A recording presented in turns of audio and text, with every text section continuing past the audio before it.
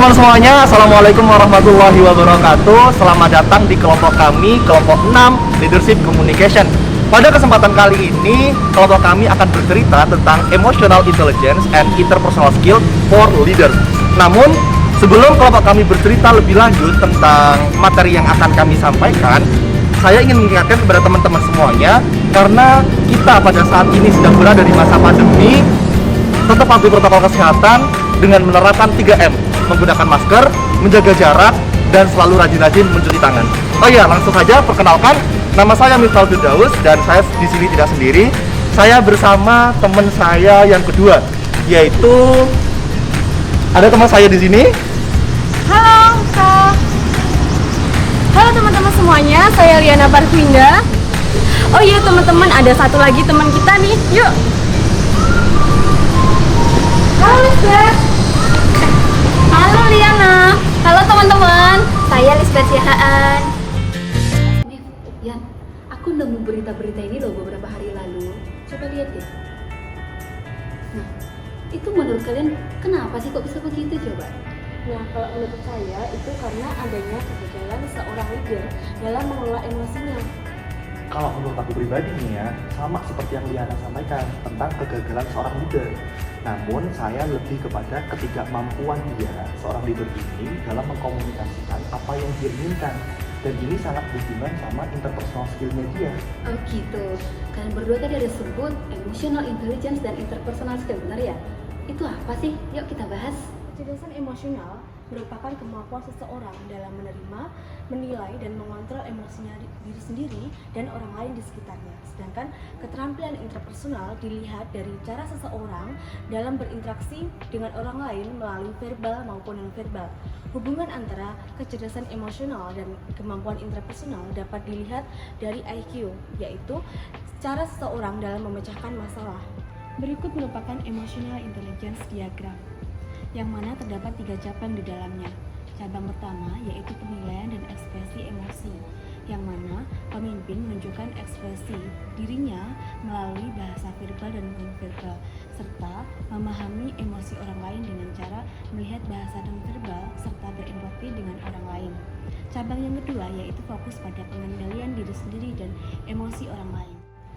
Dan cabang yang ketiga fokus pada pemanfaatan kecerdasan emosional dalam tindakan seperti berpikir secara kreatif dan memotivasi orang lain. Effective leadership communication bergantung pada kemampuan seseorang dalam menganalisis audiens serta mengembangkan strategi komunikasi sesuai dengan konteksnya. Topik selanjutnya yaitu mengenai meningkatkan self-awareness atau kesadaran diri dengan memahami kepribadian. Langkah pertama untuk mencapai kecerdasan emosional yaitu menlatih kesadaran diri atau self-awareness seperti yang dikatakan oleh Socrates, kenali dirimu, karena self-awareness merupakan fondasi utama dalam kecerdasan emosional yang dibangun. Beberapa pertanyaan yang dapat membantu kita dalam melatih kesadaran diri yaitu apa yang saya rasakan saat ini, apa yang saya inginkan, dan apa yang indera saya katakan. Selain itu, Anda juga bisa mengakses website kecerdasan emosional John D. Mayer atau website Emotional Intelligence Consortium. Yang terpenting adalah kita dapat mengembangkan kecerdasan emosional dalam diri kita sehingga kemampuan komunikasi kepemimpinan kita juga akan meningkat. Tetapi hal yang terpenting adalah kita harus mengetahui kelemahan dan kekuatan kita terlebih dahulu. Terdapat tes psikologi yang dapat melatih kita dalam meningkatkan kesadaran diri atau self-awareness, yang nantinya tes psikologi ini akan memberikan kita wawasan mengenai bagaimana cara kita berinteraksi dengan orang lain dan bagaimana orang lain berinteraksi dengan kita. Terdapat tes psikologi yang dianggap tepat dalam teori dan penerapannya, yaitu The Five Factors, PIROP, dan MBTI. Kali ini kita akan lebih fokus pada tes MBTI yang mana terdiri dari profil psikologis Jungian dan analisis preferensi serta 8 dikotomi dan 16 kombinasi dalam dikotomi MBTI. Berikut merupakan dikotomi dalam tes MBTI. Yang pertama, berdasarkan cara mendapatkan energi, ada extrovert versus introvert. Yang kedua, berdasarkan cara menerima informasi dan memahami dunia, ada sensing versus intuitive. Yang ketiga, berdasarkan cara pengambilan keputusan, ada thinking versus feeling. Dan yang terakhir, ada berdasarkan pendekatan seseorang terhadap hidup dan pekerjaan, yaitu judging versus perceiving. Untuk lebih detailnya, teman-teman bisa melihat pada kotak 8.3 untuk mengetahui tipe-tipe indikator dalam masing-masing kombinasi MBTI. Penjelasan selanjutnya akan disampaikan oleh Lisbeth Sihaan. Mengetahui tipe kepribadian MBTI seseorang menolong kita sebagai seorang pemimpin, bagaimana harus memotivasi mereka bekerja baik dengan mereka. Beberapa manfaat dari mengetahui tipe kepribadian itulah yang pertama untuk tim.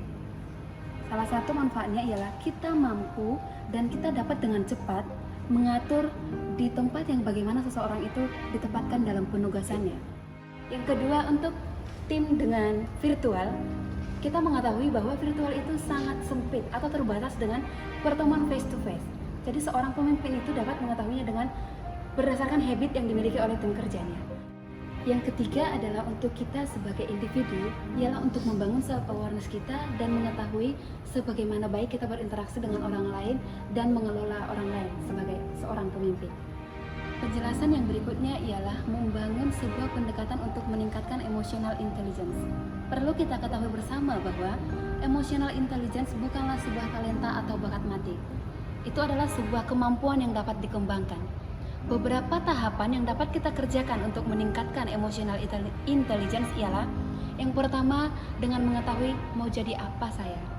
Yang berikutnya, langkah apa yang akan saya kerjakan, siapa saya sekarang, bersama dengan siapa saya meraih apa yang saya inginkan. Menampilkan emotional intelligence dan interpersonal skill. Emotional intelligence berada di bawah permukaan daripada kepribadian, atau dapat dikatakan bahwa emotional intelligence itu ada di dalam kepribadian kita. Kita menampilkan dan mengkomunikasikannya dengan orang lain. Interpersonal skill adalah soft skill. Beberapa bagian daripada interpersonal skill yang mesti diketahui oleh eksekutif bisnis ialah contohnya komunikasi, fleksibilitas, tanggung jawab, tim kerja, dan banyak hal lainnya.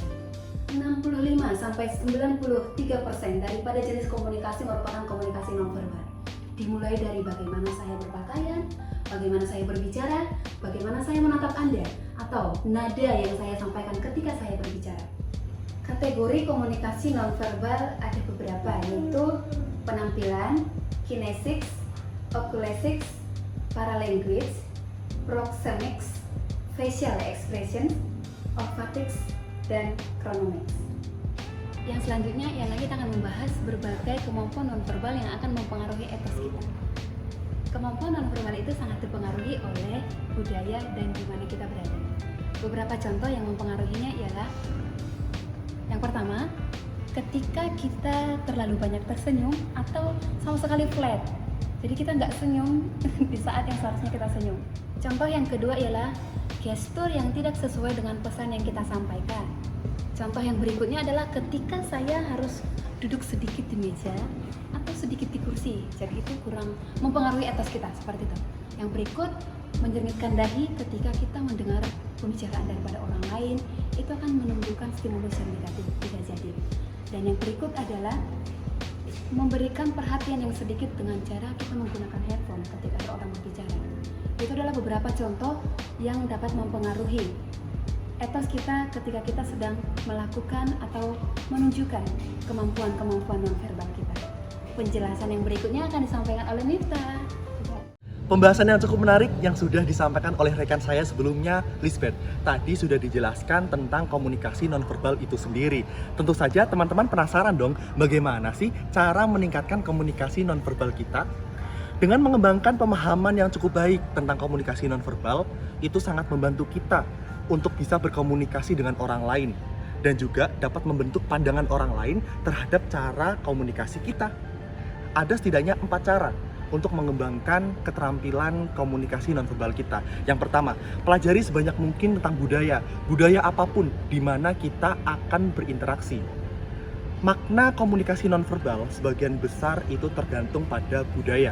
Oleh karena itu, kita perlu mengetahui tentang budaya seseorang sebelum sepenuhnya kita memahami maksud dari perilaku nonverbal mereka. Budaya akan mempengaruhi cara kita menyapa orang lain, bertukar kartu nama, cara kita berdiri, dan cara kita duduk dalam hubungan dengan orang lain. Mengapa sih kita harus mengetahui budaya di setiap wilayah atau budaya wilayah lain, karena kita perlu peka terhadap budaya setiap wilayah. Karena budaya setiap wilayah itu berbeda, sehingga kita perlu mengetahui bagaimana sih cara nonverbal mereka. Untuk cara yang kedua, jangan menilai perilaku nonverbal seseorang di luar dari konteks kebutuhan kita atau di luar dari organisasi kita. Perlu diingat bahwasanya nonverbal atau komunikasi nonverbal itu tergantung pada konteks. Misalnya seperti ini, ketika ada seseorang berjalan di koridor dan seseorang tersebut tidak menyapa orang lain atau tidak sedang menyapa lingkungan sekitarnya, itu bukan berarti orang tersebut sedang kesal dengan kita. Bisa jadi orang tersebut sedang banyak masalah, atau mungkin sedang fokus dengan pikiran dia, atau sedang merasa tidak baik-baik saja. Seperti itu. Kita tidak tahu pasti loh bagaimana kondisi seseorang tersebut. Jadi jangan banyak berasumsi dengan perilaku nonverbal seseorang. Jika kita penasaran, lebih baik kita bertanya langsung. Untuk cara yang ketiga, kembangkan pemahaman dan kepekaan terhadap isyarat nonverbal seseorang. Misalnya seperti ini, ketika ada seseorang berbicara, namun gestur tubuhnya itu berbeda ataupun tidak selaras dengan apa yang dia bicarakan, mungkin dia sedang tidak nyaman dengan apa yang dia bicarakan. Begitu juga sebaliknya, ketika kita berbicara, ketika orang lain itu berbicara dan juga gestur tubuhnya itu selaras dengan apa yang dia bicarakan, bisa jadi adalah orang tersebut nyaman dengan apa yang dia bicarakan. Perhatikan juga ekspresi wajah, volume nada, dan juga penampilan dia ketika dia melakukan interaksi dengan kalian. Jika ketiga cara tadi adalah cara kita memahami kemampuan komunikasi nonverbal seseorang, untuk cara yang keempat adalah kaji pemahaman tentang komunikasi nonverbal diri kita sendiri. Kita perlu tahu bagaimana sih kita melakukan komunikasi nonverbal. Dengan cara apa? Dengan cara melatih kita berkomunikasi di depan cermin atau dengan bentuk merekam video diri kita sendiri ketika kita melakukan komunikasi nonverbal. Untuk itu kita bisa lihat bagaimana sih postur tubuh yang baik, gestur tubuh yang baik, volume nada yang baik, atau penampilan seperti apa sih yang dapat menarik seseorang ketika kita berbicara menggunakan komunikasi nonverbal kita. Cara yang keempat ini itu sangat perlu kita pelajari. Karena apa? Karena itu sangat merefleksikan tentang diri kita sendiri, khususnya bagaimana caranya kita untuk melakukan komunikasi nonverbal kita. Komunikasi nonverbal sama berartinya dengan kata-kata yang diucapkan, bahkan lebih bermakna dalam banyak situasi dan budaya. Seorang pemimpin harus memperhatikan dan jeli terhadap budaya orang lain dan juga paham terhadap sinyal-sinyal atau kode-kode nonverbal yang diberikan oleh orang lain. Ketika kita dalam suatu forum diskusi, mungkin kita merasa bosan dengan topik yang sedang dibicarakan, sehingga kita pergi dan meninggalkan forum diskusi tersebut. Dengan kita pergi dan meninggalkan forum diskusi, itu sama saja kita menghilangkan 40 hingga 45% dari proses komunikasi kita. Padahal kita tidak hanya dituntut untuk bisa berkomunikasi secara verbal maupun non-verbal, tetapi kita juga dituntut untuk bisa mendengarkan. Kemampuan mendengarkan yang sangat baik itu sangat membantu karir seseorang. Karena dengan kemampuan mendengarkan, kita tidak hanya dilihat bisa berkomunikasi dengan baik, tapi kita juga dapat dinilai bahwasanya kita dapat menghargai orang lain. Menurut Madeline Berlin dalam bukunya tentang listening dengan judul The Forgotten Skill, ada 3 level dalam mendengarkan. Untuk level pertama adalah level yang paling tinggi, yaitu adalah mendengarkan dengan empathy. Untuk level kedua adalah mendengarkan kata-kata namun tidak benar-benar mendengarkan. Sedangkan untuk level ketiga adalah mendengarkan dengan cepat. Terdapat beberapa cara untuk meningkatkan keterampilan mendengarkan kita. Yang pertama adalah berhenti berbicara, dan selanjutnya adalah berhenti memikirkan apa yang akan kita katakan, dan selanjutnya adalah hindari multitasking, dan yang keempat beri empati dengan pembicara, dan yang kelima adalah jangan mengelak, dan yang keenam fokus pada pembicara. Ketujuh adalah hindari penampilan yang mengganggu kita, dan yang kedelapan adalah dengarkan ide, dan yang kesembilan adalah dengarkan dengan pikiran terbuka, dan selanjutnya yang terakhir adalah perhatikan isyarat nonverbal. Dari ke-10 langkah ini itu sangat berkaitan sekali dengan apa yang sudah saya sampaikan sebelumnya tentang kemampuan komunikasi nonverbal kita. Karena bagaimanapun kemampuan komunikasi nonverbal itu juga sangat berhubungan dengan kemampuan mendengarkan kita. Adapun kesimpulan dalam pemaparan materi kali ini yaitu 1. Kecerdasan emosional dan kemampuan interpersonal sangat mempengaruhi tingkat kesuksesan seorang leader.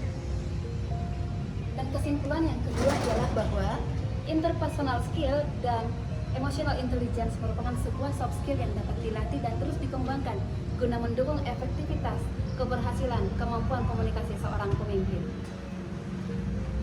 Demikian presentasi dari kelompok kami, kelompok 6 Leadership Communication. Semoga apa yang kami sampaikan dapat diterima dengan baik. Dan sampai jumpa di pertemuan selanjutnya. Jika ada teman-teman yang mau berdiskusi, mari kita diskusi di kelas Leadership Communication.